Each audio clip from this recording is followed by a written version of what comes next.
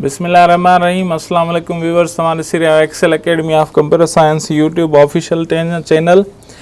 असां की पंच operator Sindh police में जेके PTS टेस्ट वरिती उन जो थर्ड पार्ट अॼु कंदासीं। हलूं था सवाल जवाब जी तरफ़। पार्ट 3 कंप्यूटर हुयो उन टेस्ट जो, उहो कंटिन्यू कंदासीं। The brain of any computer is called, कंहिं बि कंप्यूटर जो ब्रेन जेको आहे उहो कंहिंखे सॾींदा आहियूं असां, ALU खे, मेमोरी खे, CPU खे, या कंट्रोल यूनिट, या नन ऑफ दीज़ खे। इन जो सही जवाब जेको आहे उहो आहे CPU आहे। लेक्चर खे अॻिते वधाइण खां अॻु में तव्हांखे रिक्वेस्ट कंदुमि, चैनल सब्सक्राइब ज़रूरु कंदा, वीडियो खे लाइक कंदा, कमेंट ज़रूरु कंदा, ऐं वीडियो शेयर ज़रूरु कंदा। Thank you so much. ऐं बेल आइकॉन खे ज़रूरु प्रेस कंदा जीअं तव्हांखे ईंदड़ वीडियोज़ जा नोटिफिकेशन रिसीव थी सघनि।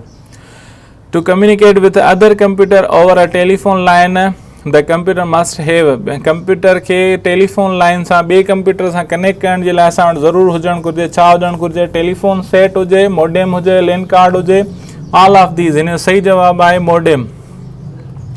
The two kinds of main memory are dash, main memory जा ॿ क़िस्म कहिड़ा आहिनि? प्राइमरी या सेकेंडरी, रैंडम या sequential, ROM and RAM, all of these. हिन जो सही जवाब आहे ROM and RAM. Question number 39 आहे, one computer that is not considered a portable is dash, हिकिड़ो कंप्यूटर जंहिंखे असां पोर्टेबल न सॾींदा आहियूं। पोर्टेबल माना हिकिड़ी जाइ तां ॿी जाइ ते आसानी सां असां मुंतक़िल करे सघूं उनखे, उहो कहिड़ो हूंदो आहे? Mini computer, laptop, notebook computer, all of these. हाणे लैपटॉप असां मूव करे सघंदा आहियूं, नोटबुक बि असां जिथे किथे खणी सघूं था। मिनी कंप्यूटर जेको हूंदो आहे उहो टेबल ते ई हूंदो आहे, उनखे असां मूव न कंदा आहियूं। हिन जो सही आंसर A आहे। The difference between memory and storage is that memory is dash and storage is dash। ठीकु आहे, मेमोरी ऐं स्टोरेज जे विच में फ़र्क़ु कहिड़ो आहे? मेमोरी छा आहे ऐं स्टोरेज छा आहे? मेमोरी टेम्परेरी हूंदी आहे ऐं स्टोरेज परमानेंट हूंदी आहे।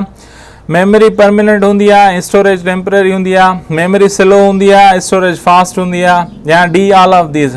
हाणे हिन जो सही जवाब आहे मेमोरी जेका हूंदी आहे उहा टेम्परेरी हूंदी आहे ऐं स्टोरेज जेका हूंदी आहे उहा परमानेंट हूंदी आहे, माना उहा डिलीट न थींदी आहे जेसिताईं असां पाण डिलीट न कयूं। टेम्परेरी जेको हूंदो आहे आर्ज़ी तौर ते हूंदो आहे। Which of the following is not available on the ruler of MS word, MS word जे रूलर ते कहिड़ी शइ न मौजूदु हूंदी आहे? Left indent, right indent, centre indent, tab stop box, या नन ऑफ दीज़। सही जवाब आहे सेंटर इंडेंट जेका आहे उहा उन जे रूलर में मौजूदु न हूंदी आहे। Which of the following is not a style, हेठनि मां कहिड़ो स्टाइल न आहे? रेगुलर, इटालिक, बोल्ड, या सुपर स्क्रिप्ट, या नन ऑफ दीज़। त हिन जो सही जवाब आहे सुपर स्क्रिप्ट जेको आहे उहो हिन जो स्टाइल न आहे। A feature of MS Word that saves the document automatically after certain interval is available on, हिकिड़ो MS Word जो फीचर आहे जेको कुझु वक़्त खां पोइ फाइल खे ऑटोमेटिकली सेव करे छॾे, उनखे छा सॾींदा आहियूं? उहो किथे मौजूदु हूंदो आहे? Save as a dialog box में मौजूदु हूंदो आहे, या सेव टेब ऑप्शन में डायलॉग बॉक्स में हूंदो आहे, या बोथ A and B, या both A B are wrong, या नन ऑफ दीज़। त सेव जो जेको टेब आहे उन में ऑप्शन जो ऑप्शन हूंदो आहे, उन में अंदरि जेको डायलॉग बॉक्स आहे उते इहो इंटरवल जो ऑप्शन मौजूदु हूंदो आहे। Question number 44, a dash collection of predefined design elements and colour schemes, ख़ाल जेको हूंदो आहे अॻु में डिज़ाइन थियल ख़ासियतूं या रंगनि जी स्कीम हूंदियूं आहिनि, उनखे छा सॾींदा आहियूं? A themes, B features, C plates, and D hyper link, नन ऑफ दीज़। हाणे थीम्स जेके हूंदियूं आहिनि उन्हनि जे अंदरि प्री डिफाइंड कलर्स हूंदा आहिनि, स्कीम्स हूंदियूं आहिनि। सही जवाब A आहे। क्वेश्चन नंबर 45 आहे, how can you disable extended selection mode, extended selection mode खे कीअं तव्हां ख़तमु करे सघो था?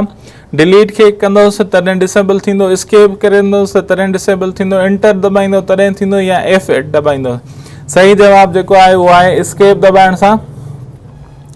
क्वेश्चन नंबर 46 आहे, in MS office the order of the other column are inactive when you have selected 3 columns, how you will select activate, how will you activate those boxes.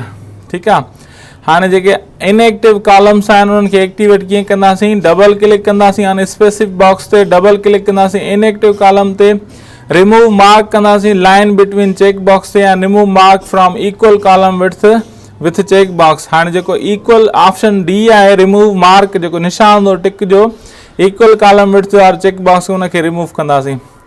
Question number 47 आहे, when you change the vertical alignment, तव्हां कॾहिं change कंदा आहियो vertical alignment खे? किथां change कंदा आहियो?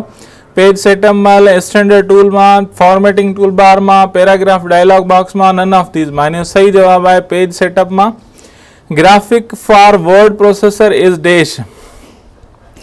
MS word, word processor के सॾींदा आहियूं असां। MS वर्ड में ग्राफिक्स छा हूंदी आहे? एग्जीक्यूट हूंदी आहे, हाईलाइट हूंदी आहे, क्लिप आउट हूंदी आहे या पेरिफेरल हूंदी आहे।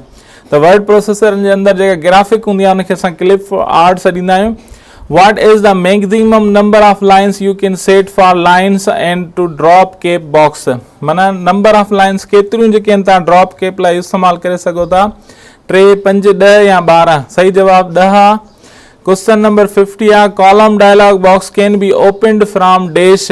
हाणे कॉलम डायलॉग बॉक्स कीअं खोले सघूं था? अल्टर O+C दबाइण सां फॉर्मेट मेन्यू में वञी कॉलम्स में वञी सब मेन्यू में वेंदासीं, डबल क्लिक कंदासीं on column space in ruler ते, या ऑल ऑफ दीज, नन ऑफ दीज। सही जवाब आहे जेके मथियां 3 ऑप्शन आहिनि इन्हनि सभिनी खे प्रेस करण सां असांजो जेको कॉलम डायलॉग बॉक्स आहे उहो ओपन थी वेंदो। अॼु जो लेक्चर एतिरो ई आहे। इंशाल्लाह नेक्स्ट लेक्चर हाज़िर थींदासीं। तेसि ताईं वीडियो खे लाइक कंदा, चैनल सब्सक्राइब कंदा ऐं कमेंट में पंहिंजी राय ज़रूरु ॾींदा। Thank you so much.